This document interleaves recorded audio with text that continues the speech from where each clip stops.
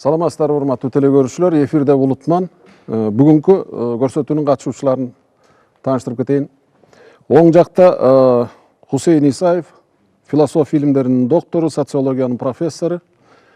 Андан кийин Меңдибаев Муратбек, социология илимдеринин кандидаты, доцент. Сол тарапта болсо Осмон Тогузаков, философия илимдеринин доктору, Кыргыз Республикасынын Илимдер академиясынын мүчө корреспонденти, философия институтунун директору. Бердибек Жумабаев, Кыргыз Улуттук университетинин доценти, Кыргыз дүйнө тааным китебинин автору. Жана Жеңишбек Ашыралиев, философия илимдеринин доктору, профессор. Сиздер аракет кылып атасыздар. Илгерки дүйнөнү дүңгүрөткөн көчмөн кыргыздардын ошо кездеги нравалык, адеп ахлак принциптерин, жашоо эрежелерин, ушу миңдеген кылымдар бою улутту сактап келген акылмандыгын бүгүнкү күндө ушул урпактарга жеткизсек деп атасыздар да. Биз да ошону аракет кылып атабыз. Бирок мындай бир түшүнүк болуп атпайбы? Көчмөндөрдүн материалдык мүдөөсү чектелүү болгон. Булар ашык баш дүйнө жыйнаган эмес. Буларга миллиард миллион деген түшүнүк болгон эмес. Күнүмдүк жашоого эмне керек болсо, ошону гана алып жүрүшкөн дагы негизинен булар руханий байлыкты көздөгөн. Эпостор, жомоктор, аңгемелер дегендей санжыра. Бүгүнкү күндө эмне болуп атат? Бүгүн турмуш эмне кылды? Ошол кичекей баланы руханий багытта тарбиялай турган ата-эне өзү күнүгө таба турган 50 сомдун кулу болуп отурат. Ошондой көрө окаттын кулуна айланып калган киши руханий байлыкты ойлонушу мүмкүнбү? Аны ким тарбиялайт аларды? Жалаң эле мугалим же болбосо бала бакчадагы тарбиячы эмес, негизинен бала үйдөн алат да тарбияны, ата-энеден алат, ата-энен туурайт дегендей. Анан ата-энеси чыркырап 5 сомдун артынан чуркап жүрсө, баласына болсо мына окуган илимдин кандидаттарын көрдүк, базарда тамак сатып отурат. Андан көрө момундай кыл деп тиги коммерциялык жолго салып атса. Биз бүгүн ошол руханий байлык жөнүндө айта алабызбы? Кыргыздардын ушул муундары көчмөндүк заманда баштап, кайсы заман болбосун 8 жолу өзүнүн ишенимин, өзүнүн жашоо тиричилигин жок кылуу душмандын каражатына айланган болчу. Эң биринчилердин болуп буддизм келген. Будда дагы дегенде ошо кыргыздарды Буддага айландырыш үчүн, буддизм дин айландырыш үчүн кыргыздын ошо тиги теңирликке болгон ишенимин жок кылыш керек болгон. Кийин христиандар келди. Биздер мектепте окуп жүргөндө христиандардын крестный поход деген окуганбыз. Крестный походу мына 6 болгон. 6 тең ошо Европадан чогулуп, чыгыш Европадан чогулуп, ошо жок кылыш келген. Андан кийин ислам келген. Ушул элдин ошо айтып коелук тиги Орто Азия элдеринин акылмандарынын бири Бирунинин макалы бар.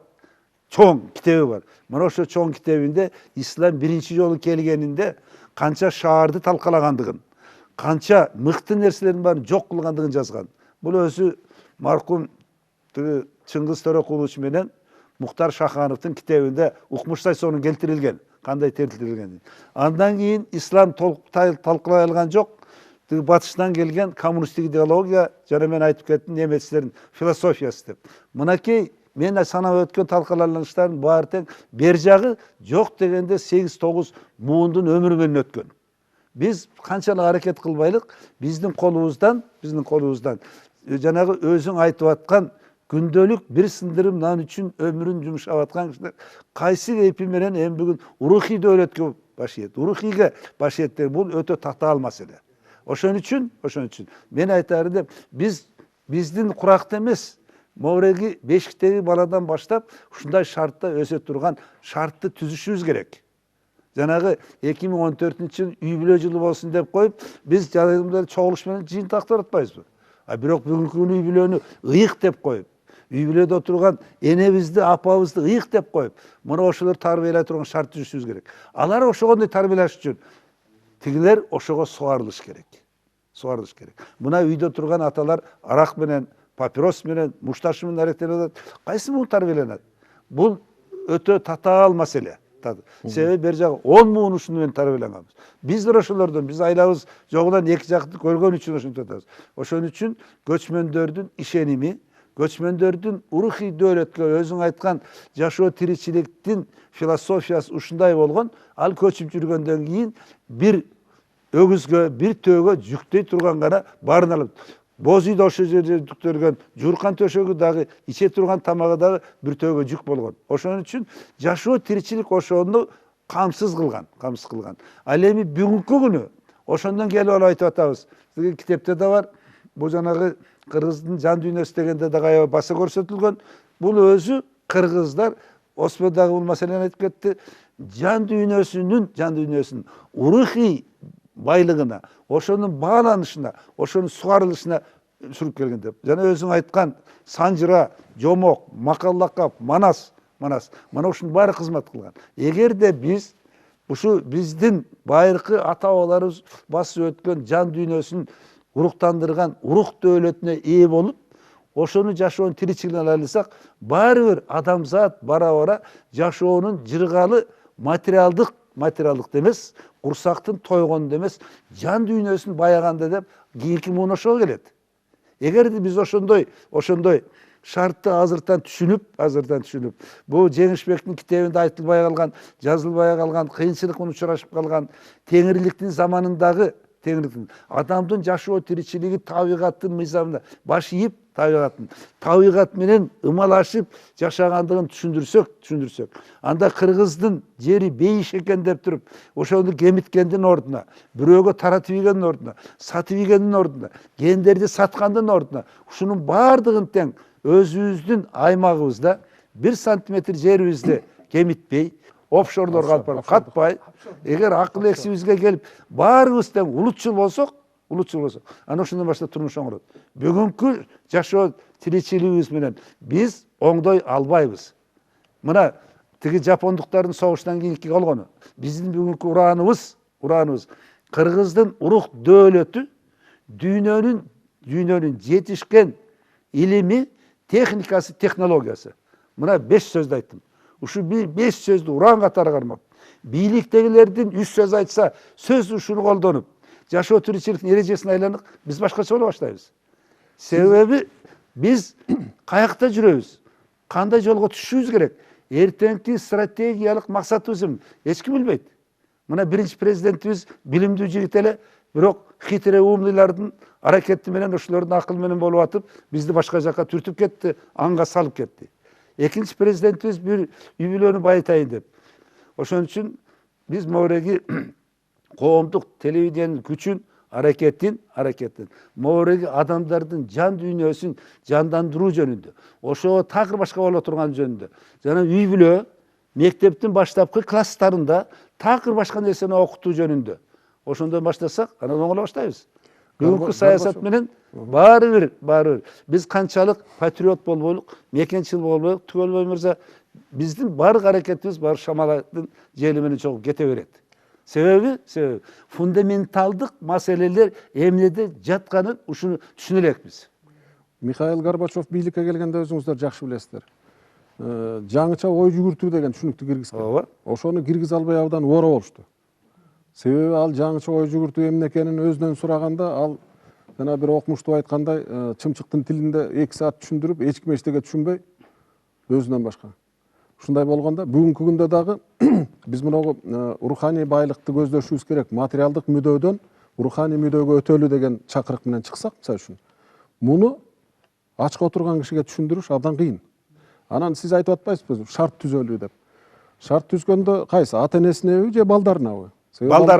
Балдарга шарт түзүшүбүз үчүн жок дегенде ата энелер өзлөрүнүн тарыхый жоопкерчилигин толук болбосо түшүнүп, жана толук болбосо ошонун бир 15-20%-ин түрү кезегинде аткарып кетсе, акырында ыкымчылыш менен болот.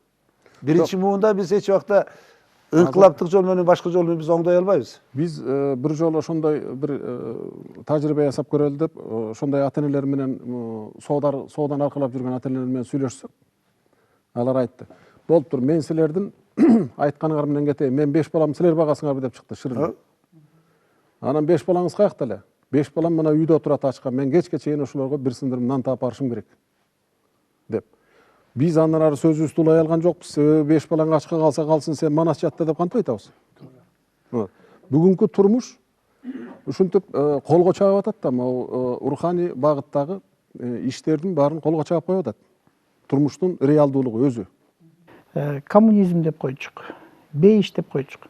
чындыгында келгенде мына глобалдык илимий ыңкылабынан кийин бул мейкинде неме частная собственность дегени не кылып туруп товарно-денежные отношения дегени ошо менчик немелери иштебей калат. Себеп дегени өзгөрүүлөр болот. Мен космосту ошон үчүн байланыштырдым. Себеп дегени космос менен биз каалайбызбы, каалабайбызбы, баары бир мамилелерибиз болот. Общение болуп не кылат. Ошонун негизинде мына 20-кылымдын аягында ушундай эле чек аралар жоюлуп кетти. Жалпы немеси эмне болуп туруп акча пайда болду. Эми болсо 21-кылымда өзгөрүүлөр болот. Көбүнчө бул ан сезимдин немеси менен, жаны менен, медитациясы менен, анан кийин техника, информатика мына Хусейин Исаевич туура айтты. Көп эле мынагу өндүрүштүк немелери уже роботтор неме кылып туруп иштеп баштайт. Немеси эмне кылгандачы. А адам болсо өзүнүн жанын, анан кийин өзүнүн немеси менен, кармасы менен, ушундай акыбалдарын немеси менен изилдеп не кылат деген. Бул жакшы кайсы жерде жазылган? Бул жакшы Тибет медицинада жазылыптыр. Мен жаңы китепте дагы жазып атам орус тилинде. Жана мынагу пранаямада, пранаяма деген өзүнчө мындай атайын позалары бар, атайын мантрлары бар.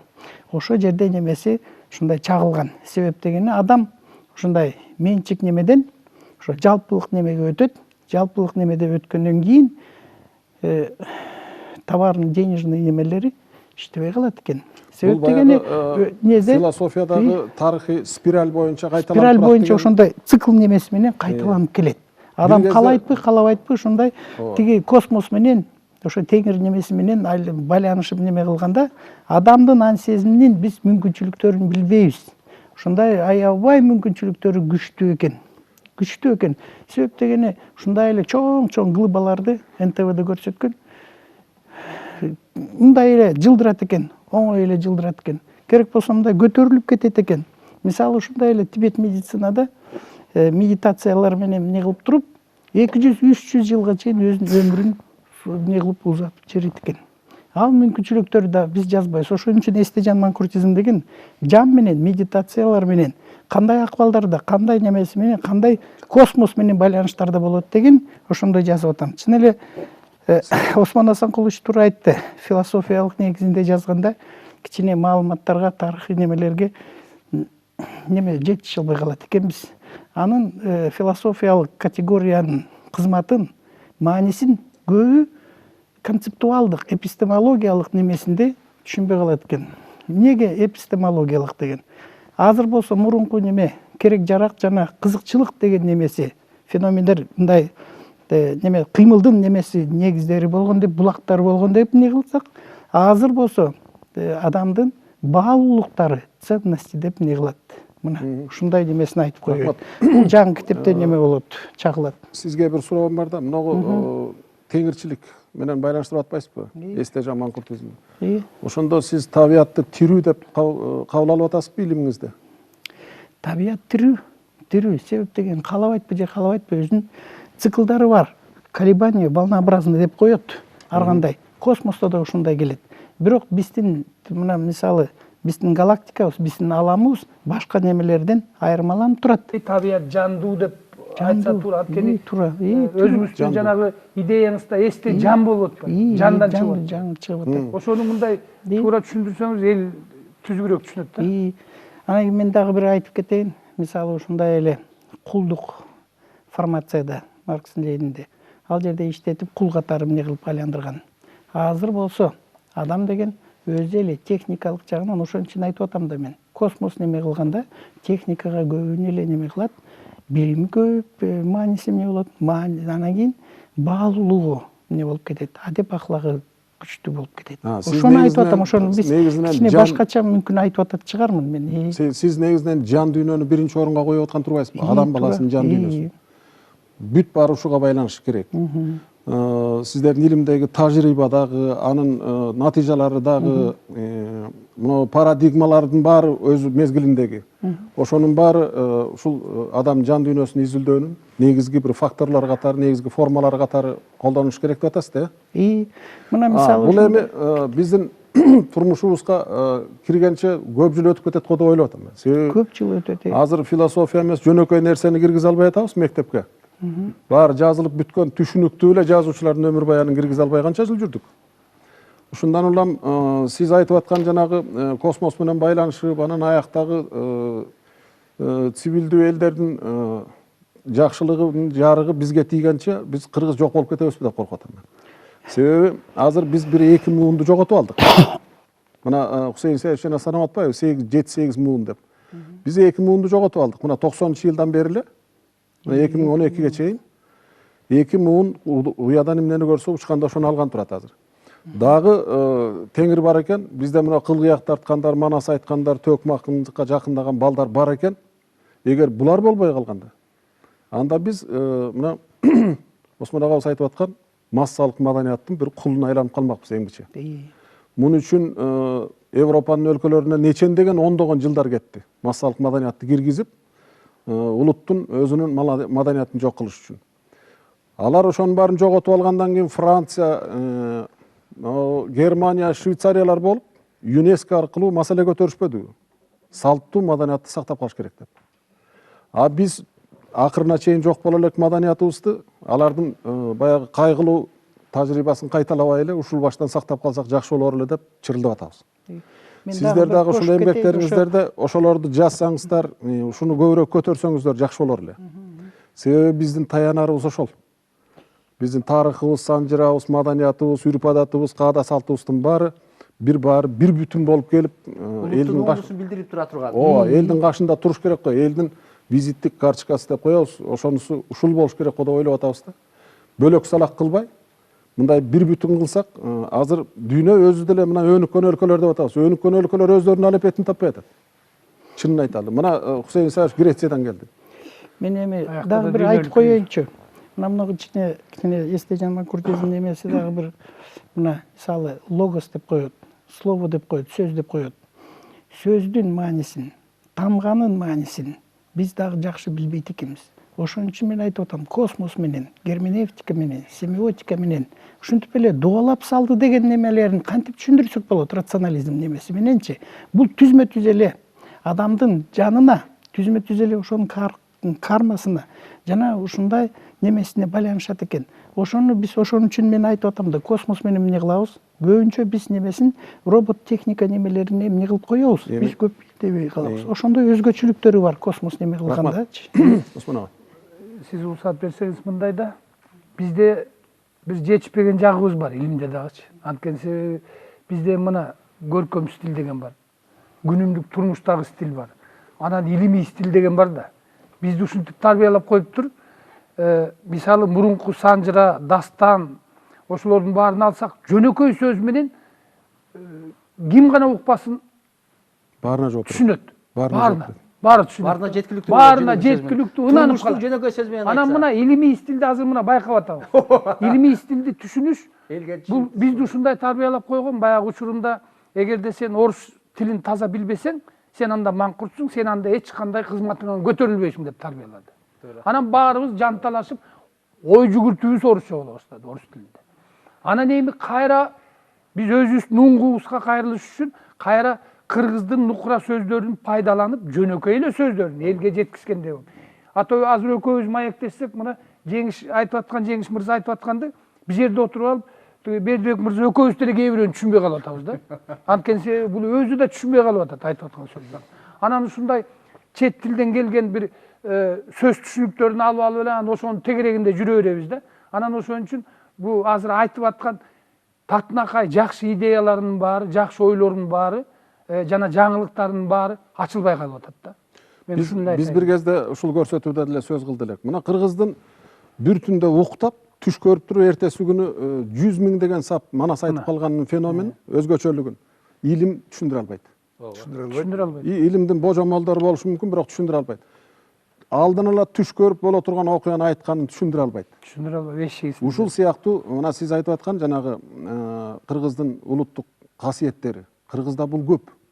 Мисалы төкмакын деген бул шумдук дейм. Кетмен төбөдөн чыгып тетиги Анжанга барганча ушу кыргоолдун кандайча жаралганын айтып бүтпөй калган Жеңил жоктун фантазиясы деген бул эмне деген? Аккан суун айткандыгы. Бул эми жерден чыккан фантазия. жерден чыккан фантазия эмес да. Бул өзү көктөн түшкөн талант деп түшүнөбүз да. Муну илим түшүндүрө албайт, мындай нерселер көп экен Кыргызда. Анан мына 1,5 миллиард Кытайдан бир Айтматов чыккан жок. 1,5 миллиард Кытайдан бир миң жыл кыйып чыккан жок. Ушул сыяктуу Кыргыздын өзгөчөлүктөрү көп. Биз ушулардын кайсынысын сыймык менен айтабыз, кайсыныбызды кейиш менен айтабыз. Бүгүн эмнеден тазаланышыбыз керек, эмнебизди көкөлөтүшүбүз керек. Бизди кубантып атканы буга чейин макалаларда жөнөкөй турмуштук деңгээлде жөнөкөй сөздөр менен ошол эле теңирчилик айтылар эле, ошол эле каада салттар, элдин тарыхы айтылар эле. Бирок аны илимдин тилине алып киргендер азыраак бизде.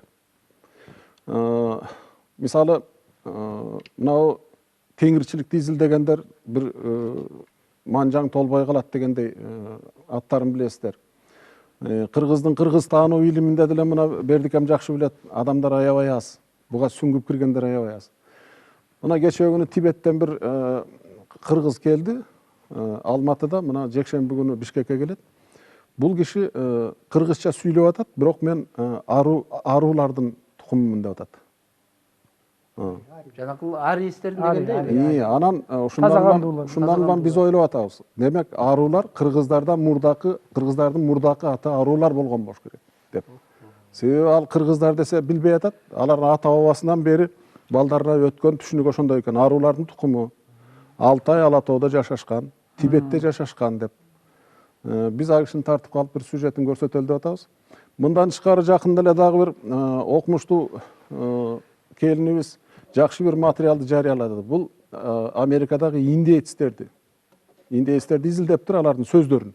Жергиликтүү калкын. Мына 40-50ге жакын сөзү бүт кыргызча болуп жүрөт. Биз бир кезде тамашалап айтчубуз. Бул «Сыновья большой медведицы» деген кино чыкканда айтканбыз. Бул чоң жетиген балдар дейт, кыргыздар го булар. Башка эч ким койбойт ал жетиген деген уруун деп тамаша кылганбыз. Көрсө ал тамаша эмес эле айттырып аткан бир нерсе окшойт. Ушул сыяктуу көп бир материалдар бар, илимпоздорду чакырат элек. Ушулардын үстүндө иштесеңиздер, анан Осмон ага жакшы айтты.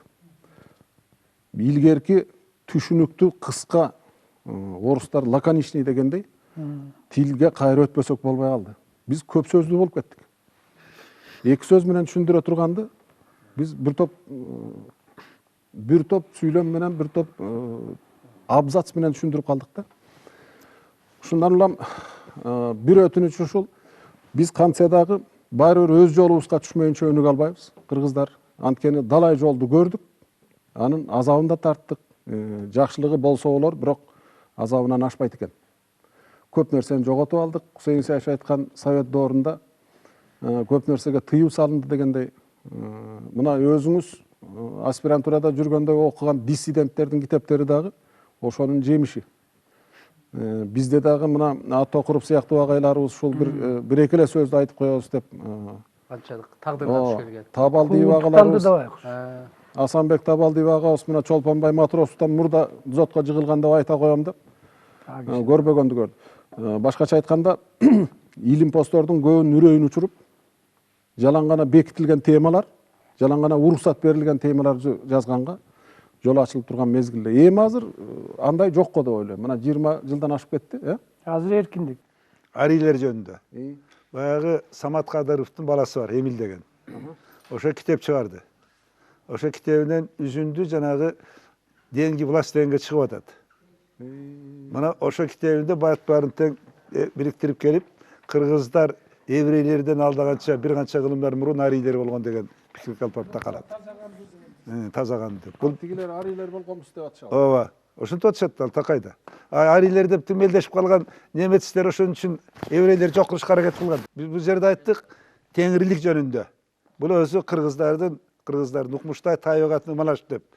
Тегереги 700 киши катышкан чоң жыйында окумуштуулардын Греция Родосто Англиядан келиптир. Самолет менен көп учам дейт, көп иштер менен экен. Ошо киши мен ушу кезге чейин коммунист болуп келгем, ким болуп келгеним, бийылдан баштап мен бизде Кудай бар экендигин ишенип калдым деди. Құдай бар екен деп. Мынакей табиғаттың сұлулығы Укмуштай. Укмуштай жер эле эмес, башка планеталардын баары тегеметилген. Кантип булардын баары жаралып калды. Эгер Құдай жаратпаган болсо деп. Анан ошондон келип Теңиримде да ошондой кептер бар, Теңиримде. Ошондон келип алып туруп, мен Кудайга ишенип калдым. Кудай дегенде ал жерге жүгүнүү эмес. Мына ошо Кудай түзүп берген байлыкты, руханий дөөлөттү түшүнүш бул өзүнчө башкача экен деп. Бир тиги 55-60-тардагы жигит экен, ошо жердеги ал 700 киши туруп алып кол чапты. Акылыңа келе баштап турсуң деп. Демек, мен жанагы теңирлик дегенде, ушуга көңүл бурушуну ачууга аракет кылсак, биздин ата-бабаларыбыздын кылган нерсесине деген нерсени айтайын деп атам. Себеби тиги улутман берүүсүн мындай эмес жагынан кеңейтсек деп. Жанагы өткөн наркыбызды, алтындай салтыбызды кантип ошол жолубузга түшөбүз деп да. Ушул ягына мен кичине кошумча жасайын дедим билем. Мына мен жана кыргыз дүйнө тааным деген китеп жазганда дагы менден башка да мыкты китептер бар. Дегеле баягы нуска дегенге толуп кетти китеп да. А бирок натыйжа анча эмес. Чын эле биз жакшы китеп жазып койсок бул жетишсе экен да. Таптакыр жетишсе экен. Ана мен ойлодум, жок. Муну көрсө баягы көрдүм, эстедим. Уктум, унуттум. Жасадым, үйрөндүм деген бар эмес Кыргызстанда. Мына ошол философияга салышыбыз керек экен. Биз сөзсүз үлгү кылып бир нерсе көрсөтүшүбүз керек экен. Ансыз үйрөнбөйт экен. Же көрүп ошо ойдон эстеген боюнча калат, же таптакыр унутуп калат экен да. Анан ошондон кийин анан мен жанагы курултай деген кыймылга келдим. Биз өзүбүздүн наркыбызды, бул нарк да. Бул нарк болгондо дагы эң жогорку башкаруу системабыз, институтубуз болгондо, ошону кантип биз көргөзөбүз. Анан биз ошону түзө баштадык, кыймылды. Анан кыдыра баштадык. Эң негизгиси, мынакей моореке тема байланыштуу Жеңишбектикине. Ошол жерден эстейт экен эл. Улгайып калган атасынан уккандары жаш кезиндеги. Ошолордон эстейт экен. Анан биздин айтып бергенибизди кошкондо кошул ташыл болот экен дагы, колдоочулар көбөйөт экен. А дегенде барганда карасак, мисалы 100 киши отурат, үтүрөйүп отурушат. Эптеп келишкен, сыйлагандан да. Анан кете баштаганда эле кол көтөрүлүп сүйлөй башташат. Анан айтышат, ай бул деген өзүбүздүкү турбайбы? Бул деген баалуу нерсе турбайбы? Мында башка жол жок экен. Бул көрсө көзөмөлдөйт турбайбы? Илгери Союзда деле элди контролдөгөн болгон. Ай бул өзү ушундан эми чыкпагыла. Силер бирөөңөргө академик берип, бирөөңөргө баатыр берип койсо кете бергениңерди койгула. Мойнуңарга килдиңерби? Иштегиле. Деп ошентишет. Карабайсыздарбы? Мына ошентип биз ошол канчалык эгерде биз кыдырсак, ошончолук кайра ошолордун эсине келет экен. Калгандары бар экен. Аны колдонуп, эмне кылыш керек экенин билбей, жөн эле эсинде жүргөндөр бар экен да. Анан биз ушу мен ойлоп атам, негизинен биз эки жолду же түбүнөн башташыбыз керек жаштарды. Бирок жаштардан баштайын десек, аларга пропаганданы. Анда бул азыркы жүрүп жаткан пропаганда абдан күчтүү, балдар ага өздөрү берилип кетет экен. Аларга жаңы калыптандырыш кыйын. Ал эми жанагы сөтүки башында барларга жеткизиш оңоюраак да. Ошон үчүн жогору жактан биз жана улуу курултай дегенден баштадык да. Ана мен айтар элем, ушул азыркы убакта, ошол ушу темага байланыштуу, ошо элибиз эстесе өзүнүн баалыктарын керек экен. Бүгүнкү күндө маңкурт десе, кыргыздардын менимче 99% төөнүн терисинен ширини башына кийгизген байкушту элестетет. Ошонтип элестетет. Андан башка маңкурт жок. Бул маңкурт Айтматов жазган бир окуядагы эле киши болуш керек. А бүгүнкү күндө жет атасын билбегендер, бүгүнкү күндө кыргыздын тарыхын билбегендер, бүгүнкү күндө өзүнүн уруусунун тарыхын билбегендер, өзүнүн айылынын тарыхын билбегендер. Булар маңкурт эмеспи? Жанагы теңирчилик менен байланышкан эсте жанынан маңкуртчулук деп эми ошондо негизгиси бул көчмөн калкынын маданиятын көтөрөйүн деген оюнда бар да. Анан эми ошо теңирчилик кайдан келип чыгат? Көчмөн калкта. Анткени себеби жана Хусейин Сайшаев айтпадыбы, жаратылыш менен ымалашып деген. Биздин негизги чарбабыз мал чарба болгон. А мал чарба түздөн түз жаратылыш менен байланыштуу. Биз улам бир жерден бир жерге көчө бергенбиз. Жок, бул биздин жер, тиги жер биздики эмес деген бизде түшүнүк болгон эмес. Биздин менталитеттин өзгөчөлүгү ошо биздин ой жүгүртүүбүздө мейкиндүү болгон да. Мейкиндүү. Эркин болгон. Эркин болгондо анан мейкиндүү болгон. Анан биз жаратылыштын негизгиси эмне? Малга эмне керек? Малга чөп керек. А чөп кайдан пайда болот? ой асмандан жаан жааса пайда болобу, кар жааса пайда болобу. Анан мына ошондон жанагы негизги байлыгы мал болгондон кийин баягы кыргыз көчмөн калкы ошол асманга сыйына баштаганда. Көкө теңир, Кудайы көкө теңир болгондон кийин. Аны биз Кудайга чейин жеткизип чыктабадык өзүбүз. Кудайга чейин. Хотя биз жакшы билебиз, мына бүгүн азыр мактанып атабыз. Ой бизге арабтар келип алып, бекер мечиттерди салып берип атат деп. 2000ден ашып кетти. Бизде 2000ге мектеп жетеби бүгүнкү күндө? Светтик мамлекет деп атабыз. А бирок экинчи жагын унутуп атабыз да биз. Анткени себеби ошо бизге мечит эле курбай, алар өздөрүнүн идеологиясын алып келип бизге таңуулап атат. Биз аны унутуп атабыз. Акта тагылып. Унутуп атабыз. А биз ой батабызды берип, урагыбыз болуп жыргап атабыз да. Жыргап атабыз. Анан жанагы нарк насил өзүбүздүн улутту улут кылып турган биздин баалуулуктар кичине сыртка жылып кетип атпайбы? Сыртка жылып кетип атпайбы? Анан жанагы философиянын өзүндө деле бытие определяет сознание дейт. Аны кыргыздар илгери эле ойлогон ойду кыстаган турмуш жеңет деп коет. Мына бир макал. Ой аны ошону бир макал. А биз кийин аны системага салып алып азыр сайрайбыз элдин баары. Ой бытие определяет. Кыргыздар тек көчмөн кезинде эле андан мурун эле сенин ойлогон оюңду кыстаган турмушуң жеңип коет деп жана сиз өзүңүз айтпадыңызбы? 5 баламды ким багат деген турмуш ушунда. Мына анан балким философия, конечно, азыр бүгүн биз бир система катары түшүнөт. А философиялык ой жүгүртүү кыргыздарда кенен болгондо. Керек болсо жанагындай дүйнөнү дүңгүрөткөн дастандарды жараткан кыргыздар энциклопедия. Мына тарыхы да ошол жерде жатат. Алардын турмуш образы да, ой жүгүртүүсү да, менталитети да бүт ошол жерде жатат. Мына энциклопедия. Анан эмне биз? А биз ошолорду кантип жеткизебиз? Маселе ошондо да. Качан гана биз мына жогоруда аябдаганда сонун сөздөрдү өзүбүздүн уңгубузду таап, ошол өзүбүздүн уңгубузду өзүбүздүн чөйрөбүзгө бүгүнкү турмуштун Осман ага айткандай турмуштун жөнөкөй сөзү менен жеткиргенибизде гана элдин жалпы массанын колдоосуна, элдин жалпы ишенимине ээ болобуз. Ошентип мына жогорудагы бүгүнкү сөздүн мааниси чыккан жана эс тутум, манкуртизм деген ушул түшүнүктөрдү биздин өзүбүздүн кыргыз элинин жогорудан бери өзүңүздөр айтып келе жаткан жөнөкөй адат салт, үрп адаттары менен, макал лакаптары менен бүгүнкү турмуштагы колдонуп келе жаткан жөнөкөй сөздөр менен гана ошолорду жеткиргенибизде гана ошол элдин аң сезимине жетип, бүгүнкү жогорудагы айтканыңыздардай бүгүнкү жаңы мына батыш ишинде жаңы технологиялардын, жаңы өнүккөн элдердин өнүп келе жаткандарын өзүнүн турмушу менен айкалыштырганда гана чыныгы өнүгүүгө ээ болобуз деп айтар элем да мен. Ар бир кыргыз баалуу болуп турат. Ал жакшы болсо да, жаман болсо да, себеби аз элде ушундай болот экен. Миллиарддаган эл болсок, биз сорттошсок болор эле.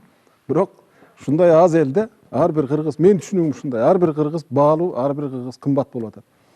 Бүгүн биз Жеңишбек Ашыралиевдин кийинки кезде илимге кошкон бир кичинекей салымы боюнча сөз кылдык. Толук айта алган жокпуз, эми аны толук айтыш мүмкүн да эмес. Учкай сөз кылдык. Жеңишбек мырзага рахмат айтабыз. Кандай жазылганын илимпоздор айтар, окумуштуулар айтар. Биз болсо аракетти баалайбыз. Аракет кылбаган жаман. Аракетиңизге чоң рахмат. Ылайым сиздин жолуңузду жолдогон студенттер көбөйсүн. Жаш илимпоздор көбөйсүн. Биринин кемчилигин бири толтуруп отуруп, акыры улуттун бир жаркыраган илимий полотносун да бир көрө турган күн болот го деп ойлойбуз. Ушуну менен улутман көрсөтүүсүн аяктадык. Көңүл буруңуздарга чоң рахмат. Саламат болуңуздар.